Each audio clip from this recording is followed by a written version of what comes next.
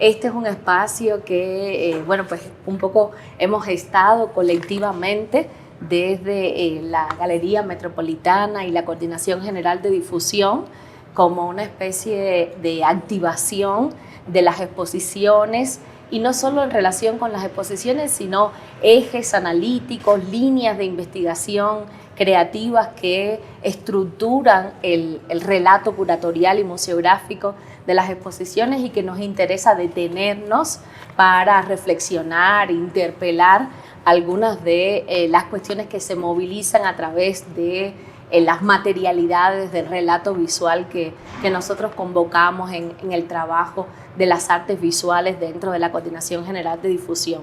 En esta ocasión, pues nos pareció muy potente que en el marco de esta exposición pues contáramos con la participación especial del artista Minerva Cuevas. Le decía antes a Minerva Cuevas que, bueno, que somos muchos seguidores de su obra, y que hace muchísimos años, bueno, pues vengo siguiendo el trabajo que realiza Minerva Cuevas, que es importante para las líneas de trabajo también de la Universidad Autónoma Metropolitana, no solo desde el espacio de arte o las nuevas desplazamientos de la propia carrera que tiene, por lo menos nuestra incursión en la formación de estudiantes a nivel de licenciatura con respecto al arte digital, sino que también uno de los pilares fundamentales de la Universidad Autónoma Metropolitana desde su fundación es la incidencia y la vinculación social. Entonces, desde esta perspectiva nos parecía que había una posibilidad de amplificar la discusión de las líneas de investigación, docencia y difusión de la cultura de la universidad con el trayecto que ha tenido tu propia obra.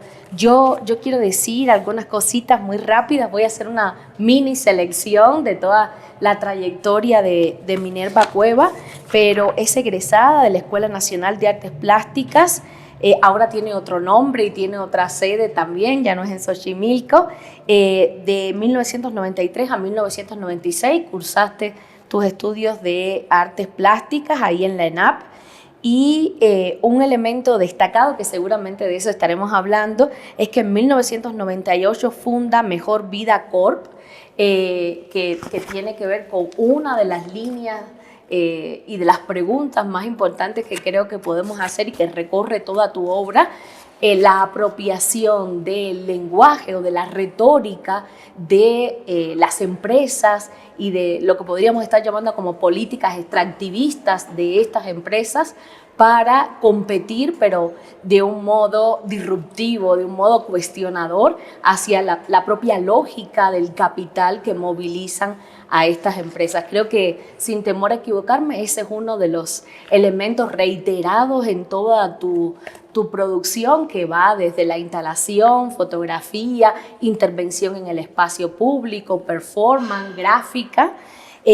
Asimismo, quisiera destacar algunas de las exposiciones individuales, de las muchísimas que has tenido, de las exposiciones grupales, In God's We Trust en la Corimansuto, Game Over en el Museo Jumex, Minerva Cuevas, Dark Matter en San Diego, No Room to Play en Berlín, Disidencia en Nueva York, Minerva Cueva, Museo de la Ciudad de México, Landings, Corner House en Manchester, Reino Unido, y en exposiciones grupales, Resisters, el Lens on Gender and Ecology, organizado por el Barbican Center en Londres, This Land, The Contemporary Austin en Texas, Futuro Suspendido, Presente Continuo en el Centro Cultural de España en México. Bueno, son solo algunas de las highlights, ¿no?, de las exposiciones en las que tú has intervenido. Quisiera empezar, no necesariamente vamos a trazar una línea cronológica en relación con la obra de Minerva, quisiera empezar justamente por esta intervención que tenemos en la presente exposición, América. Es una obra que, si no me equivoco, es del 2006 y que se reedita para esta exposición. Y antes de meternos en las líneas más analíticas de todo tu trabajo, me gustaría empezar justamente por preguntarte, bueno, cómo esta obra dialoga específicamente con la trama curatorial para pensar los futuros, haciendo una yuxtaposición entre obras de artistas, de contemporáneas de artistas mexicanos y el acervo de la Academia de Arte, con figuras tan relevantes como Leopoldo Méndez, por ejemplo, pensando justamente la idea de los futuros, la idea de los pliegues temporales en el trabajo más de la vanguardia o del arte moderno mexicano. Claro, pues gracias por la pregunta, gracias por estar aquí. Es una suerte que tengamos frente a este mural también la gráfica del Taller de Gráfica Popular, porque he sido una gran admiradora de ese tipo de producción. Yo creo que sí, por su temporalidad, pero también porque representa en comparativa una constante de observar y responder o reaccionar a ciertas situaciones sociales. O sea, en este tipo de gráfica también podemos ver a las petroleras, podemos ver a la United Company, ¿no? Entonces hay una relación muy directa con el tratamiento a esos procesos de colonización que yo creo que son constantes, ¿no? Y el evidente imperialismo de pues estos procesos económicos que yo creo que son contemporáneos, ¿no? Creo que nunca se detuvieron. En el caso de América, yo he trabajado con las ilustraciones que pertenecen pues justo a la colonización española y que pretendían retratar el paisaje tal cual de este nuevo mundo. Pero en este tipo de ilustración muy comúnmente vemos pues una falla en las proporciones, ¿no? O hay elementos que son monstruosos, gigantescos, ¿no? En el caso de América, pues tenemos a los animales con rostro humano, y la otra referencia, gran referencia, pues es al uso de cómics como pues también un arma de manipulación social, ¿no? Siempre se ha usado desde hace mucho tiempo como sí, un arma ideológica.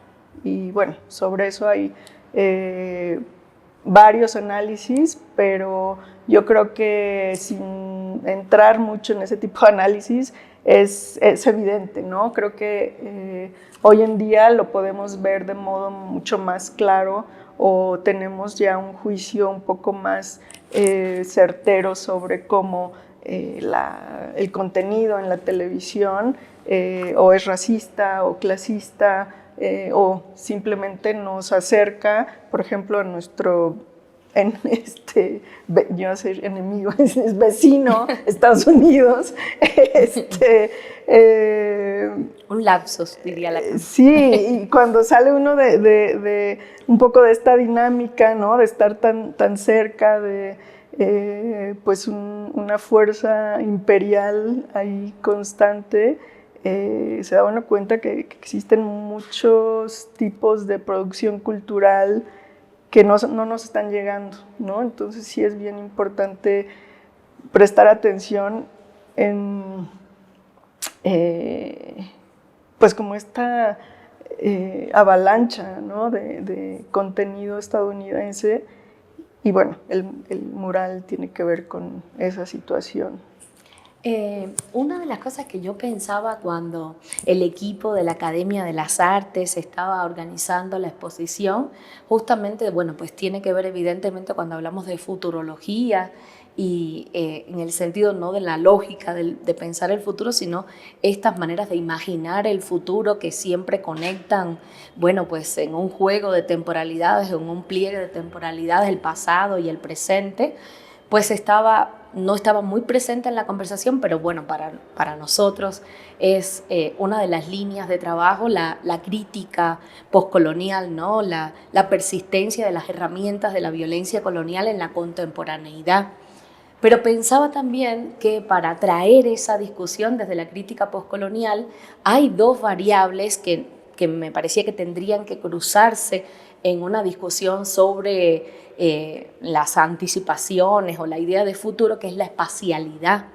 Y me parecía que una de las obras que más elocuentes en ese sentido dentro de la exposición, insisto, no es una variable que surja en la discusión curatorial, pero me parecía que tu obra traía a colación esa yuxtaposición entre tiempo y espacio, que desde mi perspectiva es una de las críticas más importantes a la empresa colonial, al colonialismo. Y tú hablabas ahora de estas figuraciones fantasiosas, imaginativas, que son sistemas de representación a través de los cuales la colonia nos inventa, nos imagina, pero pensaba también en una oposición con el concepto de terra nullius, un concepto tan, digamos, como tan usado por esos primeros exploradores, pienso en Humboldt, pero hay muchos otros, que imaginaban, representaban en el sentido de incluso de la mímesis, con lo polémico que esto resulte, imaginaban justamente estos territorios vastos, inhabitados, o su antípoda, ¿no? Estas figuraciones o este barroco, y creo que en ese sentido tu obra conecta con una crítica también al uso del espacio para la empresa colonizadora, ¿no? No sé si en ese sentido tú tendrías algo que reflexionar o en relación con tu propia obra, tu propia trayectoria, cómo será esa conversación que creo que descansa justo en las antípodas del problema de la espacialidad también, no solo de la temporalidad.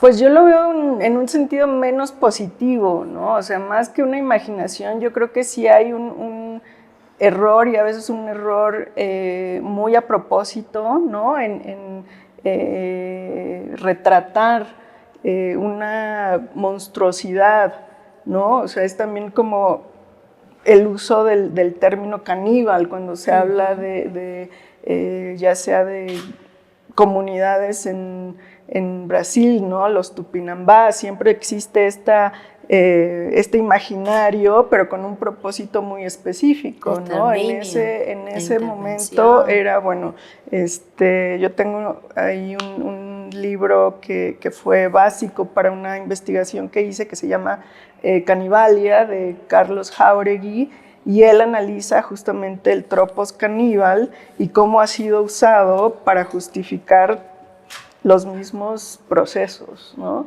Y en este libro, uno de los datos interesantes que menciona, pues es que ha habido más canibalismo en Europa que en América, ¿no? Pero finalmente, bueno, los indios Tupinambá son los que están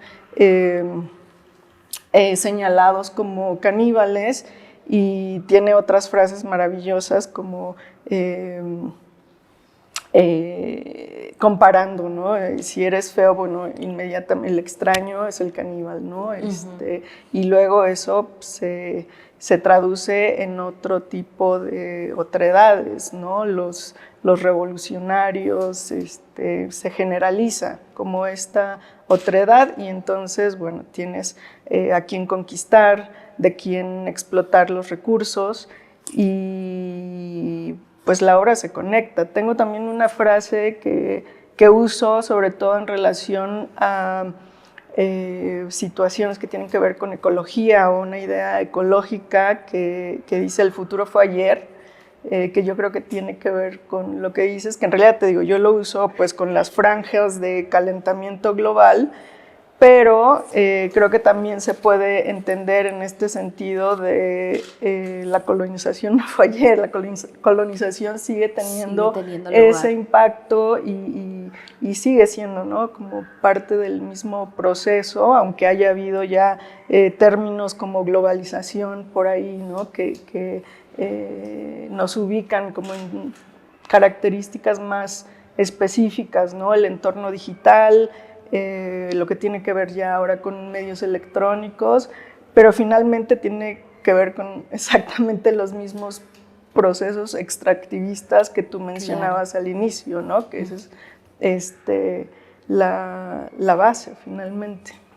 Incluso pensaba cuando hablabas ahora y del concepto no solo de canibalismo, sino también de la propia idea de antropofagia, que bueno, funda las bases de la vanguardia en Brasil, pero pensaba en una edición de la Bienal de Sao Paulo hace como 20 años, pues la antropofagia y la actualización de la antropofagia como una especie de mecanismo de disidencia con respecto a las perspectivas eurocéntricas, universalistas, en relación con cómo nosotros nos vemos, nos vinculamos con el otro. Bueno, pues eso se actualiza en esta discusión de la Bienal de Sao Paulo, ¿no? Allí mismo en Brasil.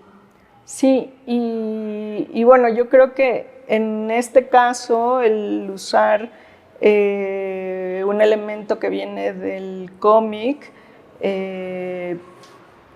pues no simplemente es un elemento que contrasta, digamos, en esa temporalidad, ¿no? Del tipo de dibujo o ilustración, sino que pues sí alude a estos mecanismos, ¿no?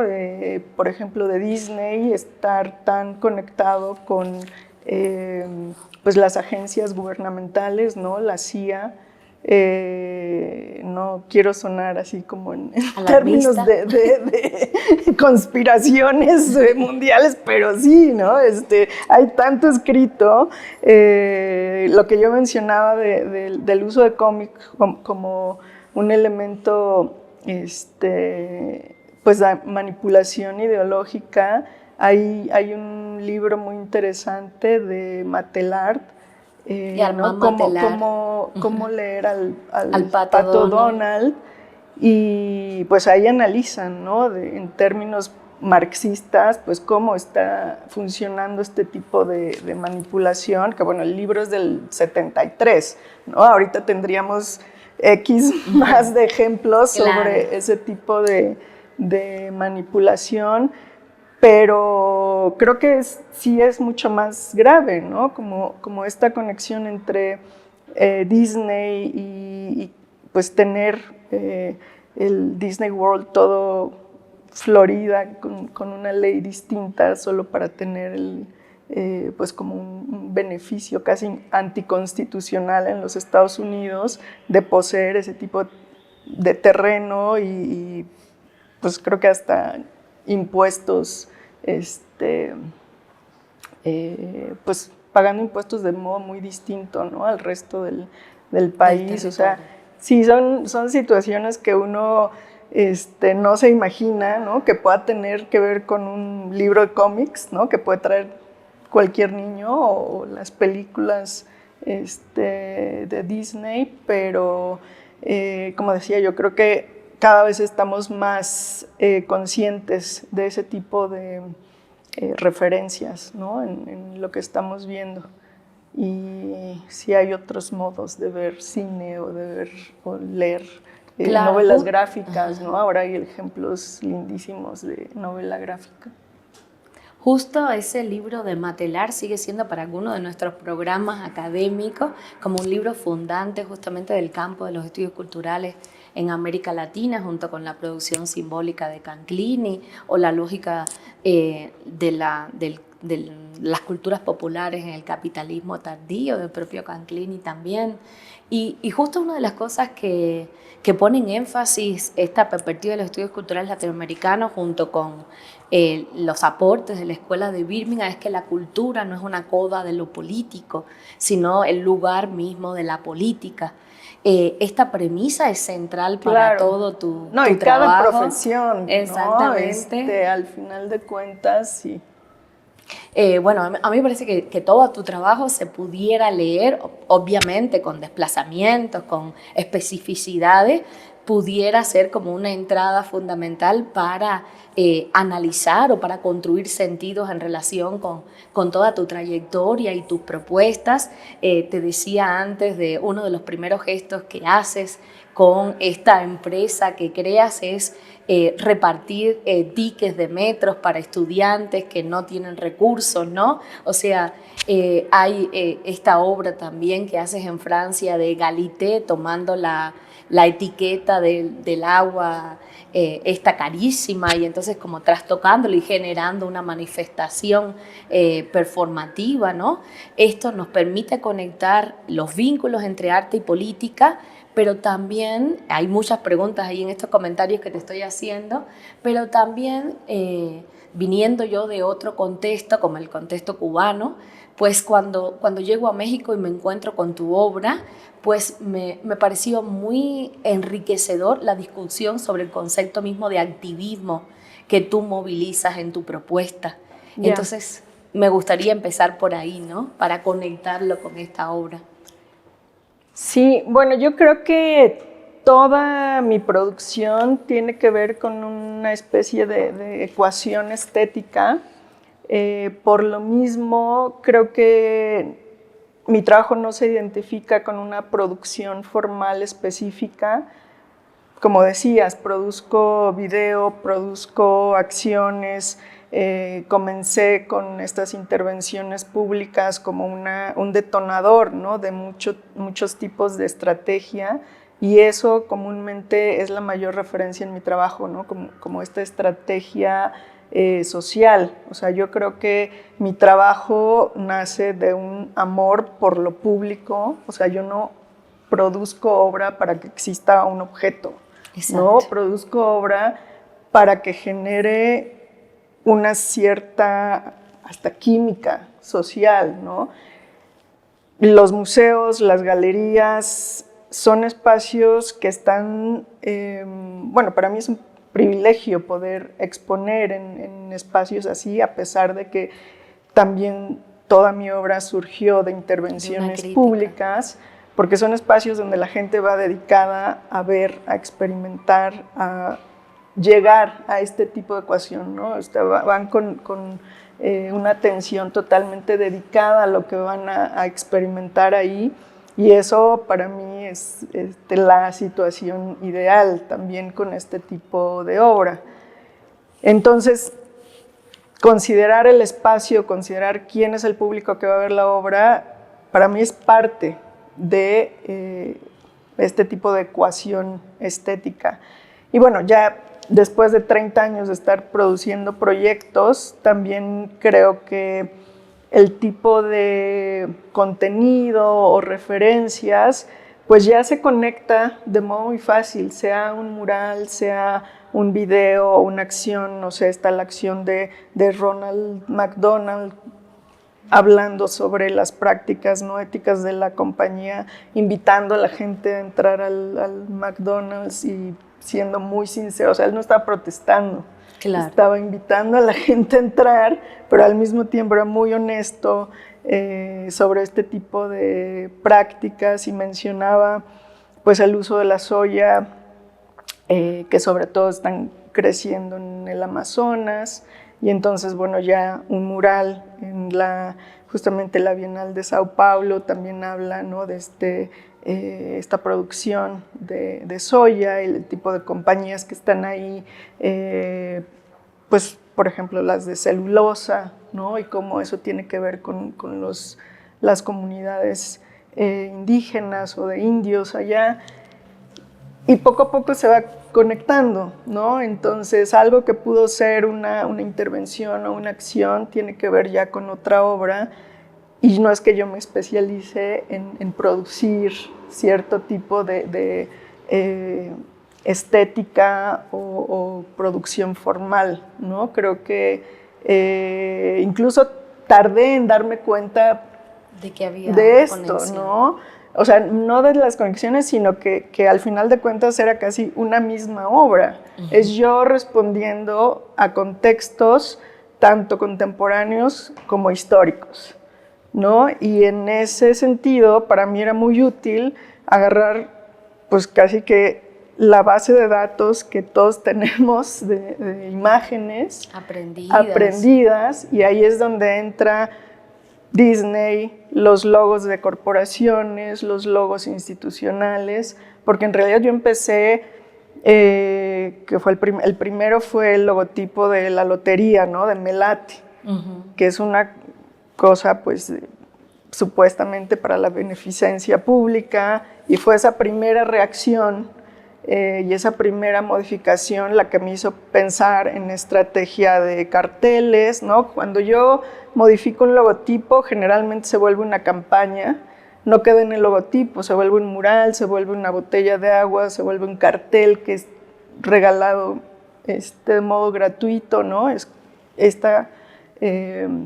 Recuerdo muy bien en esta obra de Galité que también fueron a una manifestación con el logo que tú inventaste. Sí, y eso fue estudiantes de Francia que usaron ellos mismos el diseño para la manifestación. Eso no fue algo que yo organicé, lo cual obviamente es lo mejor que puede pasar con la obra, ¿no? Que alguien la adopte y que decida que es suya.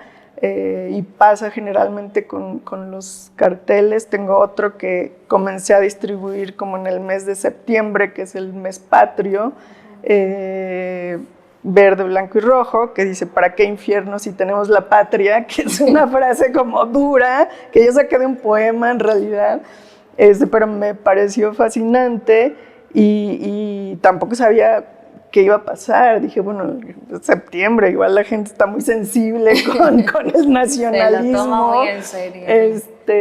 Y lo tricolor, pero fue muy bien recibido y después salía en manifestaciones de todo tipo y la gente lo adoptaba como su pancarta.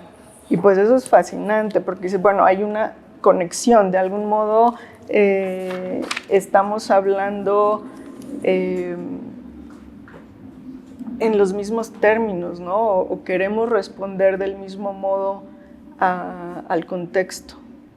Yo creo que en realidad es esa también mi práctica, ¿no? Responder. Y el proyecto de Mejor Vida Corp que mencionas, pues fue lo que detonó muchas de estas estrategias, o sea, tanto la intervención pública como los primeros carteles, ¿no? De las primeras cositas que yo hice fue justamente hacer estas calcomanías que encuentra uno en la fruta, ¿no? Con la marca, sí, modificado, y eso fue pues un primer logo que en realidad tenía que ver con lo que estaba sucediendo con Del Monte en Guatemala, y un observador de derechos humanos me dijo, ¿por qué no haces un logo? Y bueno, sí, después se volvió mural, se volvió sí, el sticker que yo ponía en los supermercados, no sé, se conectó de ese modo.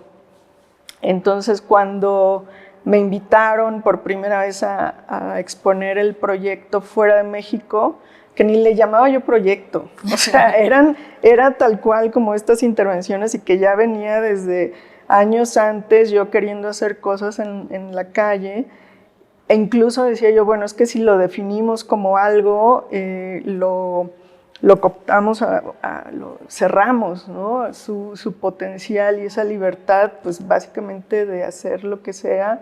Pero bueno, poco a poco sí se llega a una definición, porque es necesaria, ¿no? Claro. Si no, luego se genera, sobre todo en Internet, desinformación, ¿no? Y creo que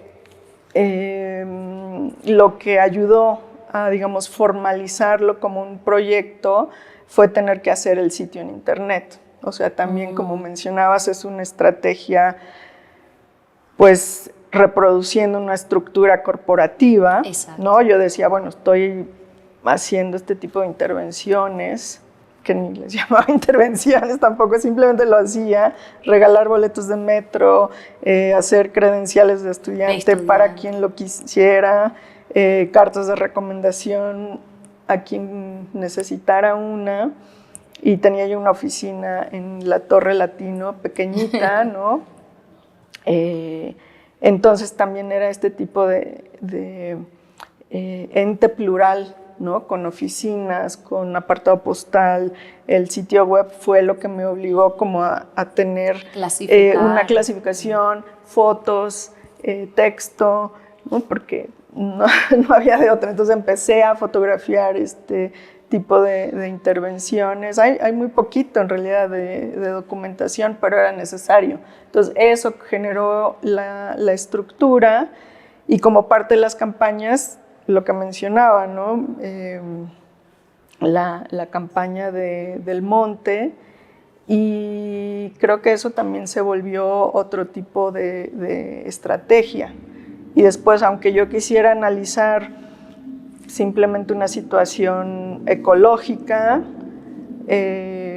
o de uso de recursos naturales, siempre terminas con una ecuación que tiene que ver con lo social y lo político. O sea, no hay modo de dividirlo. Claro. Y por eso se siguen conectando las piezas, ¿no?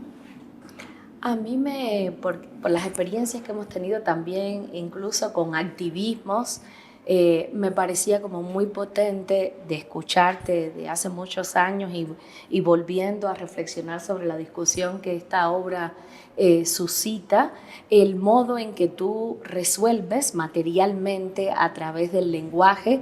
El lenguaje, ya lo sabemos, desde el giro lingüístico, bueno, produce también realidades importantes, y para nosotros tiene una dimensión simbólica, ¿no?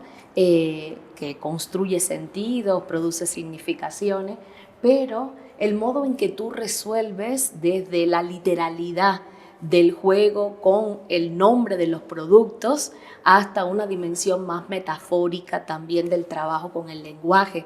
Sí. Creo que eso conecta muy bien, desde mi perspectiva, esta noción tan flexible y potente de activismos, que quizás en algunos nichos lo vemos como una discusión bastante cerrada, o esa escisión que creo que no es una decisión, sino que es mucho más porosa de lo que creemos entre espacio público y espacio privado en relación con la galería. Creo que todas esas cosas se suturan muy bien con el trabajo que tú haces con el lenguaje. Sí, sí, te entiendo perfectamente, pero creo que desde mi punto de vista, ese tipo de situaciones tienen que ver más con una creatividad generalizada. Creo que el contexto de México es bien particular, ¿no? Uh-huh. En cada manifestación tú ves ejemplos maravillosos de creatividad. Exacto. ¿No? Que creo que se han generalizado. Si de algo sirvió la globalización, por ahí también puede tener que ver. Pero yo he tenido muchas dudas en usar el término de activismo o conectarlo, porque yo, estando familiarizada también con la lucha social o proyectos de activismo muy puntuales,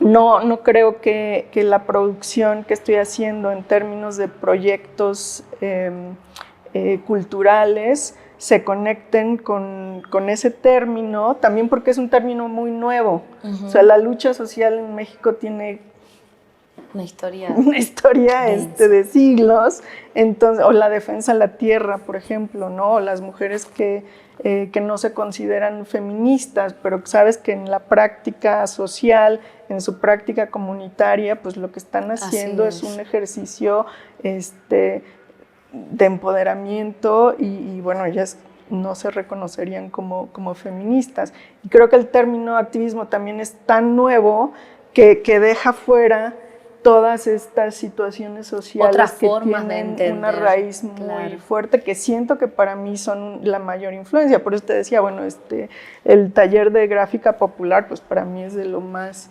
que más me ha significado, ¿no? En términos de producción artística, gráfica. O sea, no sé si a ellos los llamaríamos activistas, ¿no? Por el tipo de gráfica que hacían, o simplemente estaban también como reaccionando con sus propias herramientas al contexto social. Entonces, por eso siento que sí hay un momento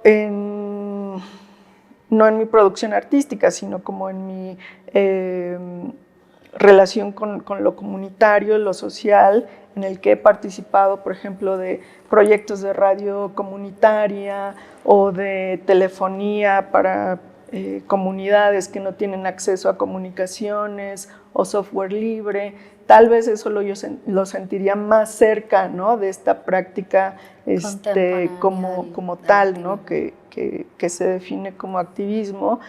Pero la otra gran diferencia es que el activismo necesariamente tiene un objetivo y casi que puede ser medido, ¿no? Si se cumplió el objetivo o hasta dónde se cumplió, tiene que ver mucho con las reformas, tanto legales como sociales. No sé, nos podemos imaginar un Greenpeace, ¿no?, que es un monstruo de organización con muchísimo dinero y que está, sí, haciendo un trabajo con ciertos fines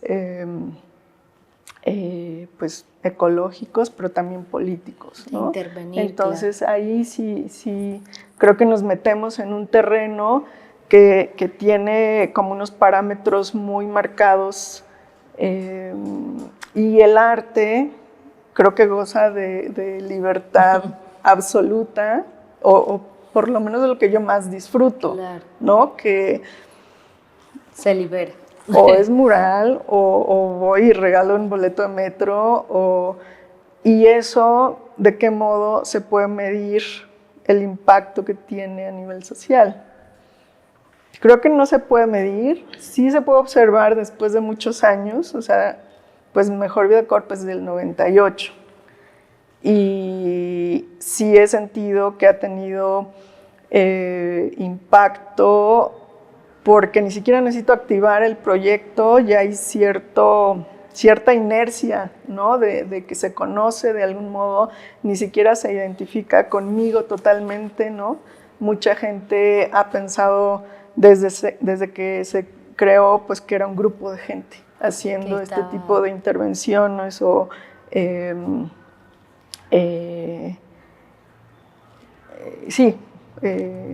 haciéndolo funcionar tanto en línea como las credenciales.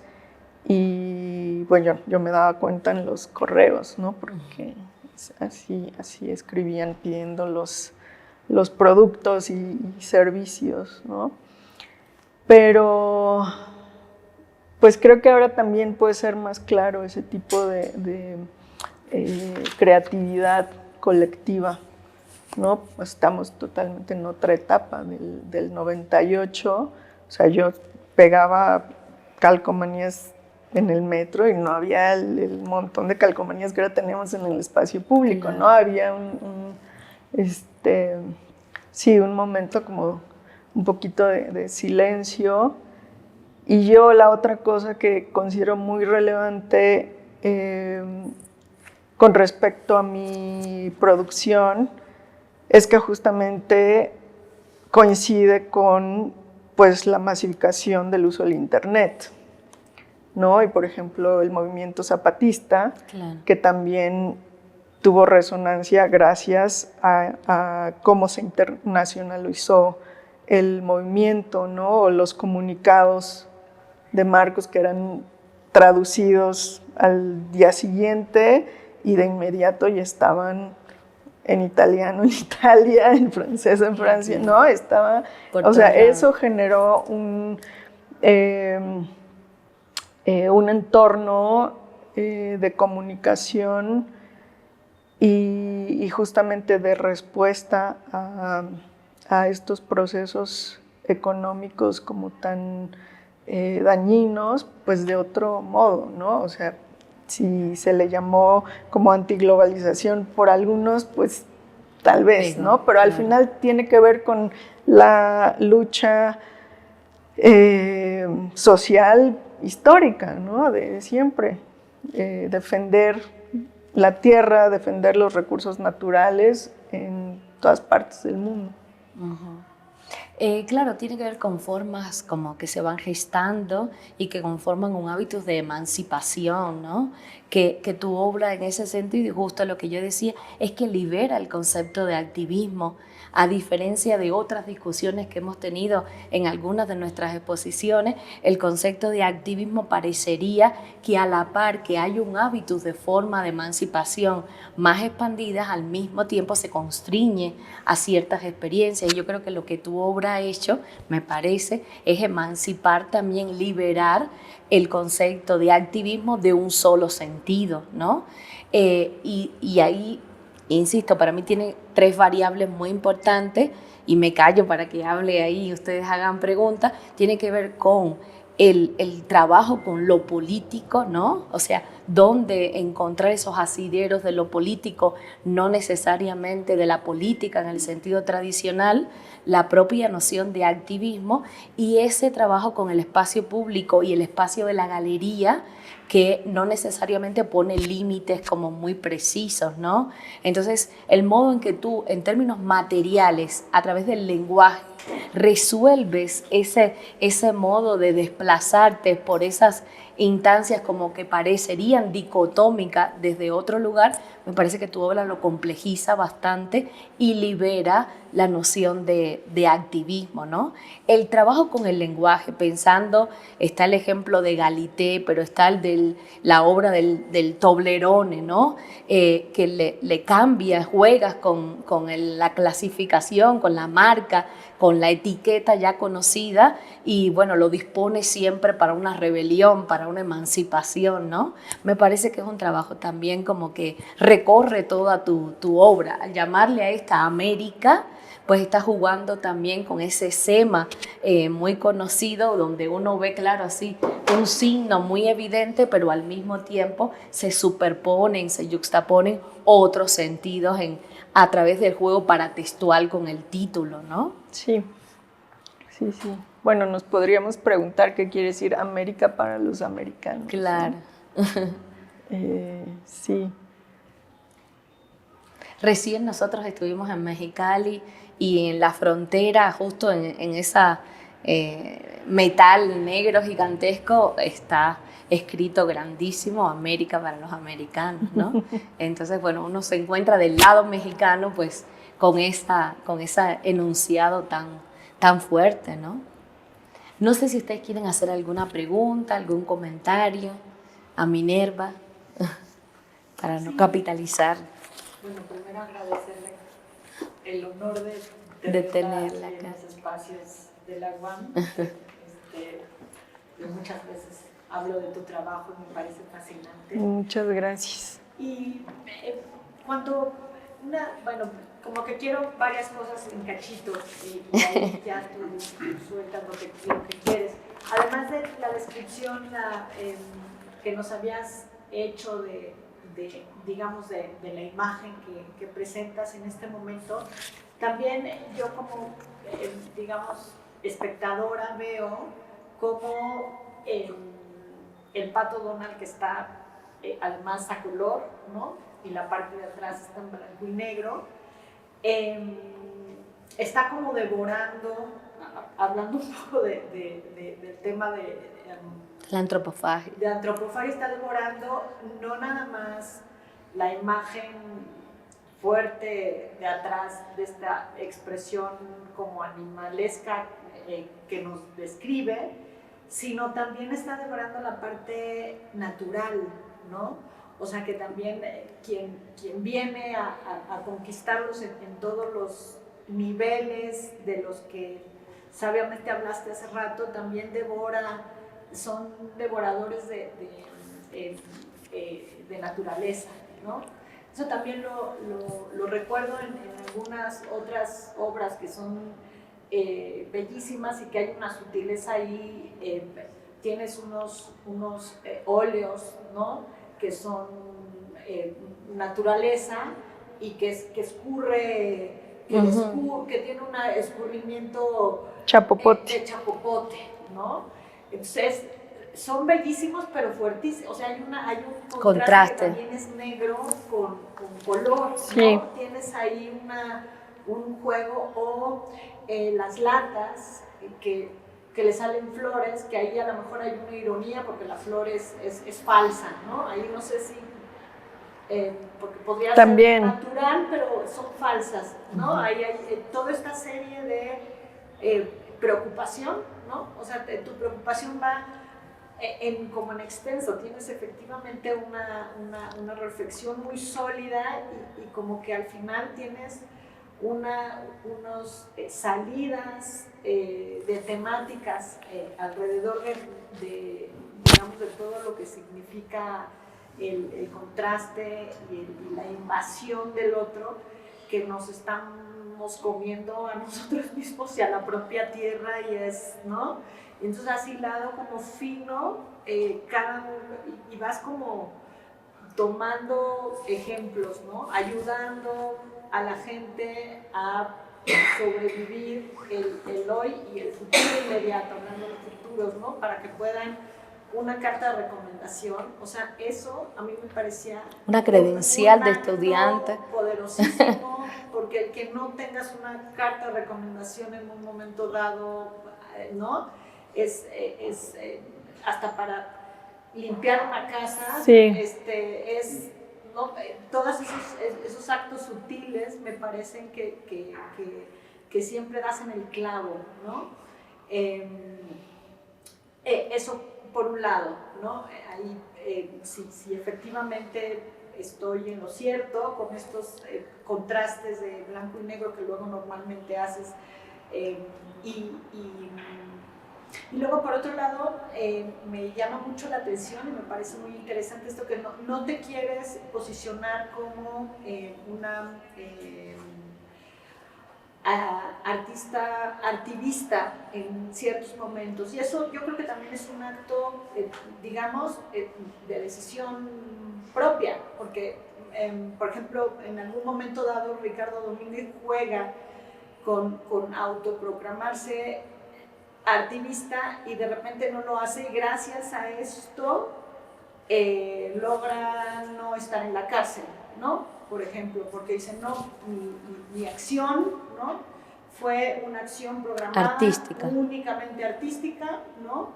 Que inclusive mi propia universidad me pagó, que está, digamos, avalada por el propio gobierno y logra... ¡Ay, qué fuerte eso! Entonces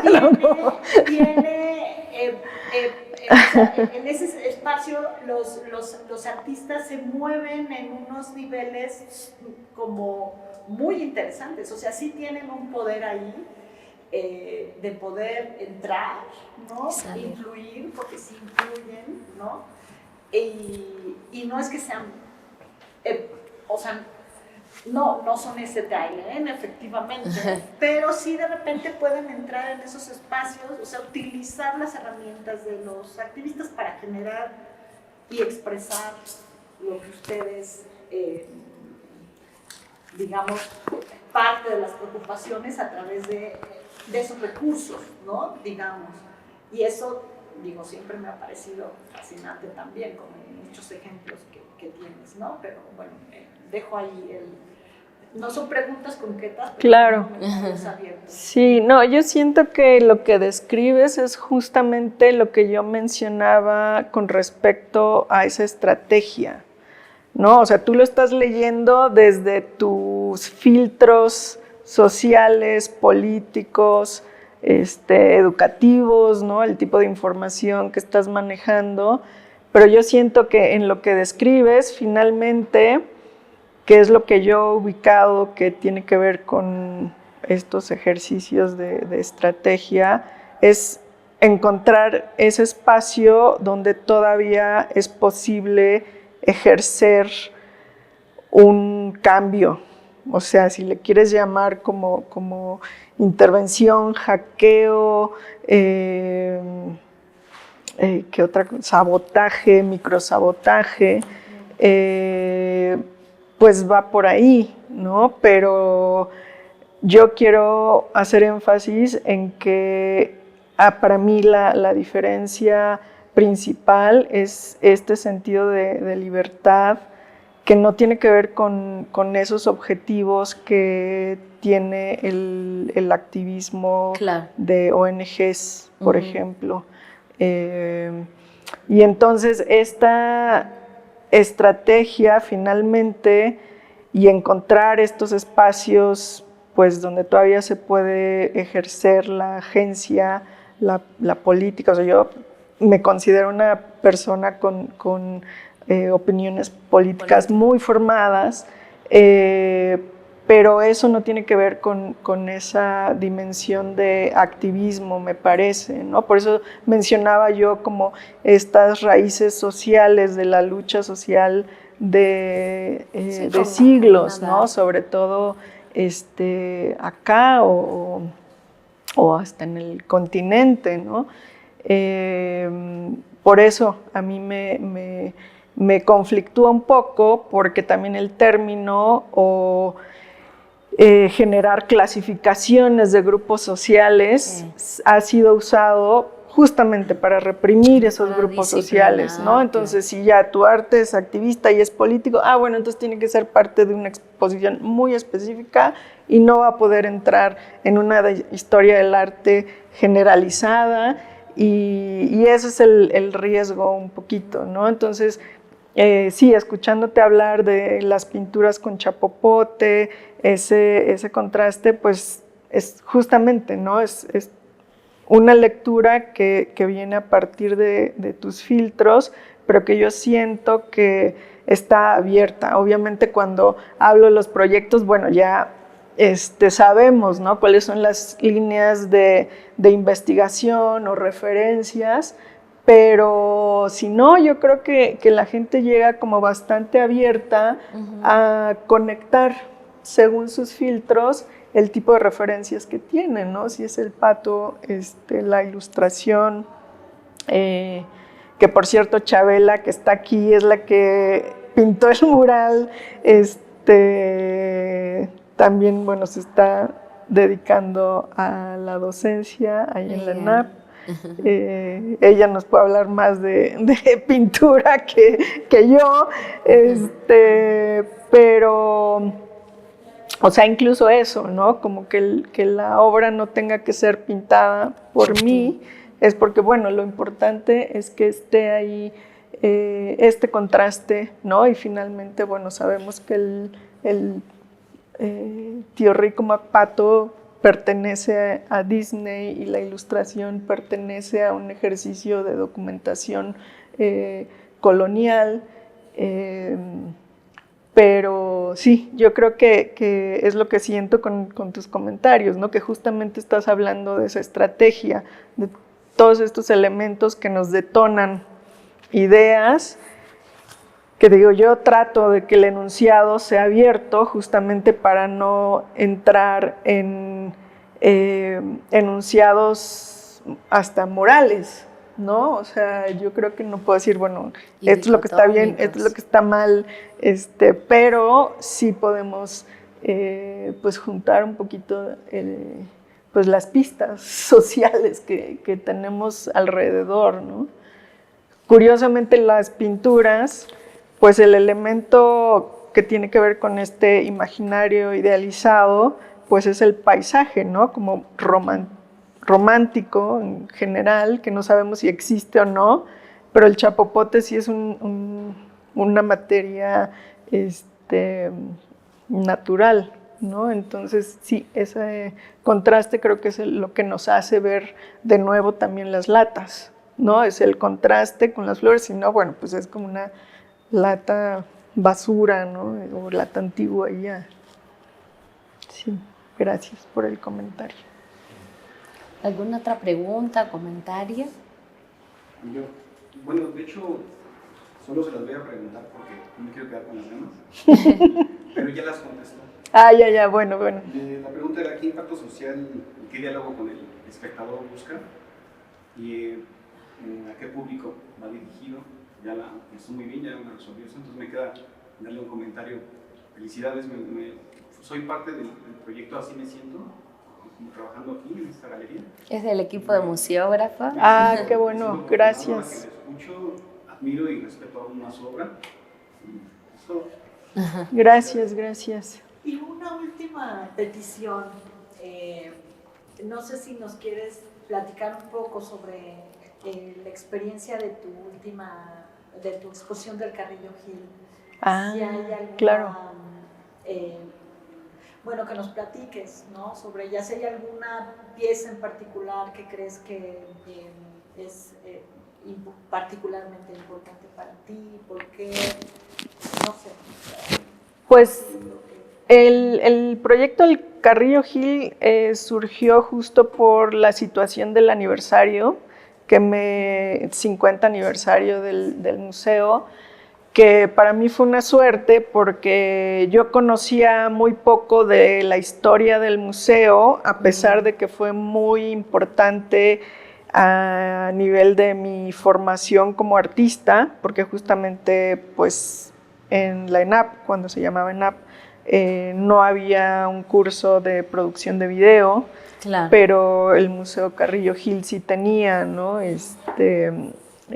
Cursos, o llegó a traer exposiciones de Joseph Beuys, era donde podías ver arte contemporáneo.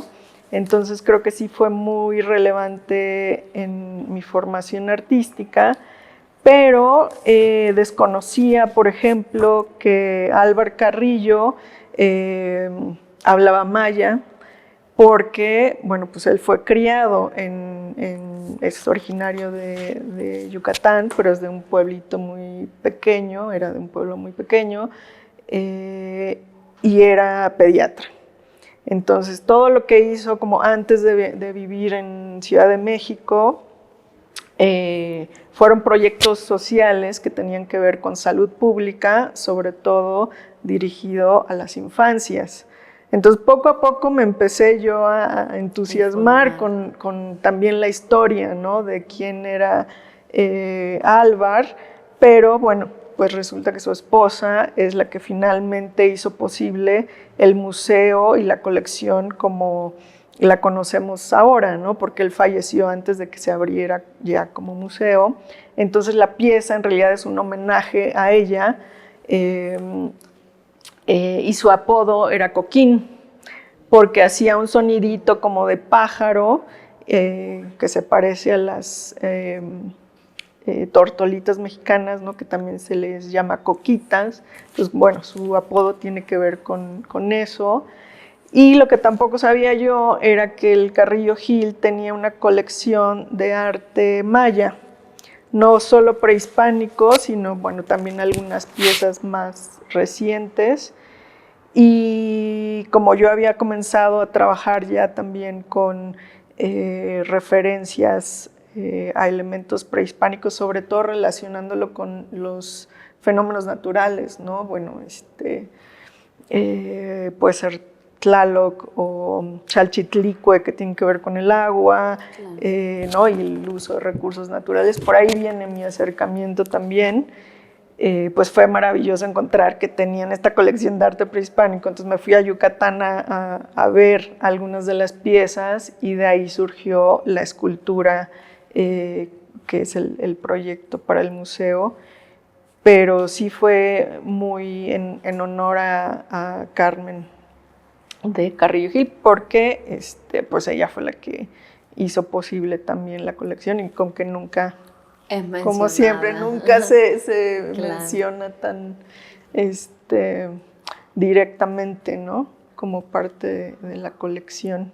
Y bueno, conocí a su nieta, que ella vive en Yucatán y era la que también me habló pues de ese tipo de relación e historias que Álvar tenía con Siqueiros, y ella chiquitita pues yendo a jugar con Siqueiros o mostrándole un cuadro y ver si así ya lo querían. No, increíble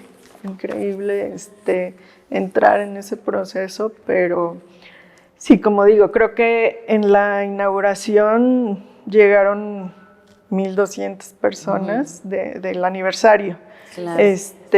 Porque justamente el museo ha tenido tanto impacto en varias generaciones de artistas, ¿no?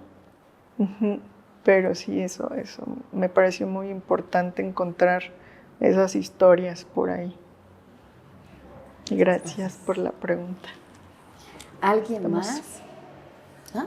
¿Algo que tú nos quisieras agregar, Minerva, en relación con, bueno, con tu obra, pero también con el diálogo de la obra con esta exposición? Pues más bien sobre la pieza, que la exposición anterior donde se mostró fue justamente una curaduría de Jessie Lerner, en la que retrabajaron pues este título de Dorfman y Matelart, y le pusieron a la exposición cómo leer al Pato Pascual, ¿no? Que el Pato Pascual pues, sí, es mexicano. Y si tienen oportunidad, busquen ese libro o lo que pueda haber en internet, porque justamente ellos trataron de juntar un grupo de obras que tuviera que ver con esta reflexión, ¿no? Como que pasó con Disney en Latinoamérica, no. Y después como Latinoamérica también responde a Disney, ¿no? A través del arte, claro, o de muchos artistas. Muy bien. Pues muchísimas gracias, Minerva, muchísimas gracias también, bienvenida acá a la galería. Gracias. Sí, un aplauso, claro que sí. No, ustedes. Porque bueno, pues para muchos de nosotros sí es un sueño esta realidad que Minerva Cuevas esté en los recintos de la UAM, la verdad. No, al una contrario, lástima, al contrario. Ahora lo Me vamos dijeron wow, sí, Sí. como sea, lo que sea. Te lo agradecemos mucho porque bueno, pues son los esfuerzos que hace la universidad para conectarnos con artistas relevantes que estén como fraguando también esas Claro. aperturas de los sentidos y la relación entre arte y política, que para nosotros es fundamental, y también los vínculos interinstitucionales, ¿no? Que creo que es el único modo de poder gestar proyectos de esta magnitud y de esta importancia. Muchísimas Pues muchas gracias, gracias a ti Minerva. también. ¿No? Muchas gracias. Gracias. Y gracias a ustedes también por permanecer, por interesarse. Y lo bueno que luego se sube, que luego es cuando se lo ve mucha gente. Exactamente, sí. Que a veces ves que la UAM tiene espacios, los planteles están muy alejados del centro de la ciudad. Entonces, justo por eso es que hacemos un esfuerzo porque podamos después reproducir los materiales, ¿no? En Muy las bien. redes. Gracias, Minerva, por tu generosidad. Bueno, pues gracias a ustedes.